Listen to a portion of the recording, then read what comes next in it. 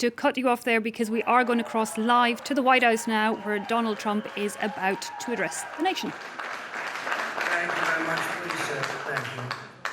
This is without question the latest news conference I've ever had. We love you. Thank you. I appreciate it very much, and I want to thank the American people for their tremendous support. Millions and millions of people voted for us tonight, and a very sad group of people is trying to disenfranchise that group of people, and we won't stand for it. We will not stand for it. I want to thank the First Lady, my entire family, and Vice President Pence, Mrs. Pence, for being with us all through this. And we were getting ready for a big celebration. We were winning everything, and all of a sudden it was just called off. The results tonight have been phenomenal, and we are getting ready. I mean, literally, we were just all set to get outside and just celebrate something that was so beautiful, so good, such a vote, such a success. The citizens of this country have come out in record numbers. This is a record. There's never been anything like it, to support our incredible movement. We won states that we weren't expected to win. Florida, we didn't win it. We won it by a lot. And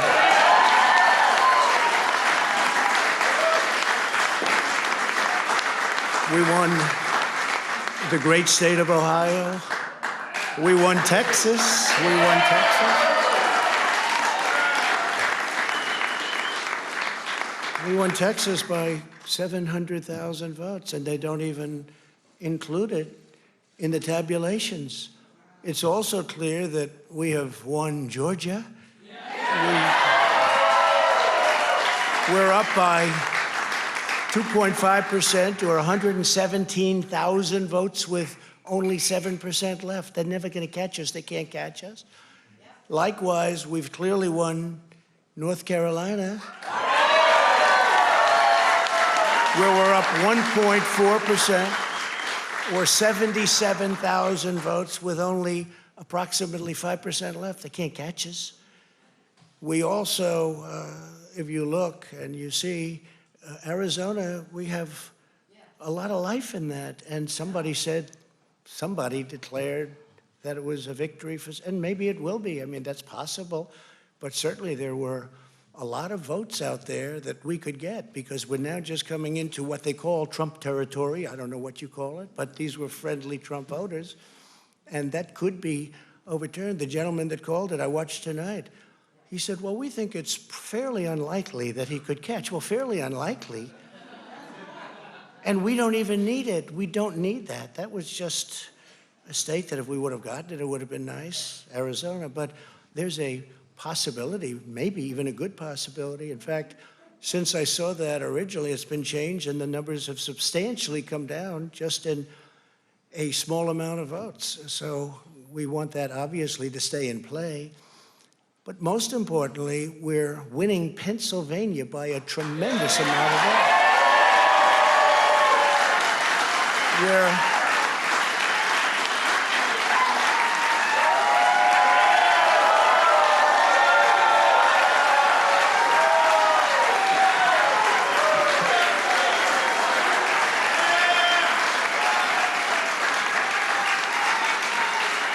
We're up 600. Think of this. Think of this. Think of this.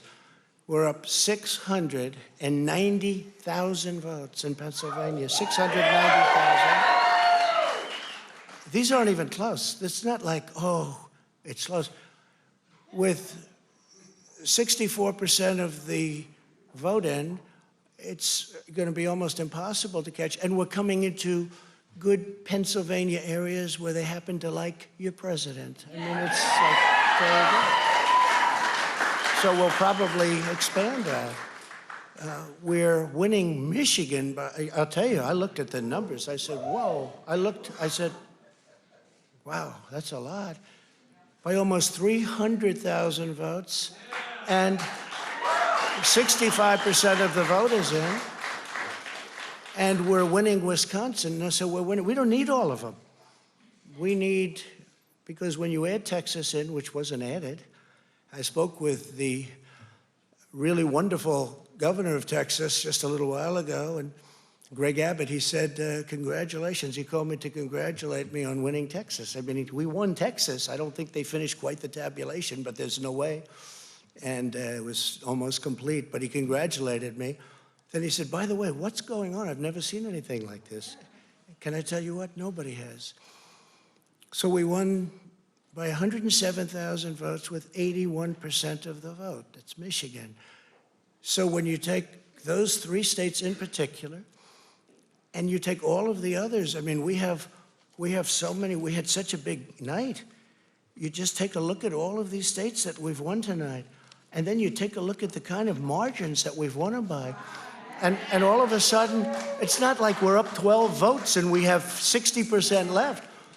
We won states, and all of a sudden, I said, what happened to the election? It's off. And we have all these announcers saying, what happened? And then they said, oh, because you know what happened? They knew they couldn't win. So they said, let's go to court. And did I predict this, Newt? Did I say this? I've been saying this from the day I heard they were going to send out tens of millions of ballots. I said exactly, because either they were going to win, or if they didn't win, they'll take us to court. So Florida was a tremendous victory, 377,000. Texas, as we said. Ohio, think of this. Ohio, a tremendous state, a big state. I love Ohio. We won by 8.1%, 461,000. Think of it. Almost 500,000 votes. North Carolina, big victory with North Carolina. And so we won there. We lead by 76,000 votes with almost nothing left. And all of a sudden, everything just stopped. This is a fraud on the American public. This is an embarrassment to our country. We were getting ready to win this election. Frankly, we did win this election. We did win this election. So our goal now is to ensure the integrity for the good of this nation. This is a very big moment. This is a major fraud in our nation. We want the law to be used in a proper manner.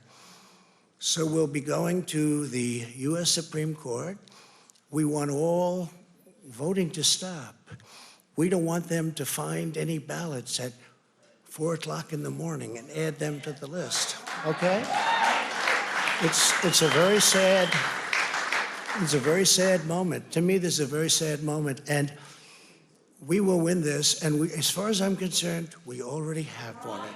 So I just want to thank you, and I want to thank all of our support. I want to thank all of the people that worked with us, and Mr. Vice President, say a few words, please. Please.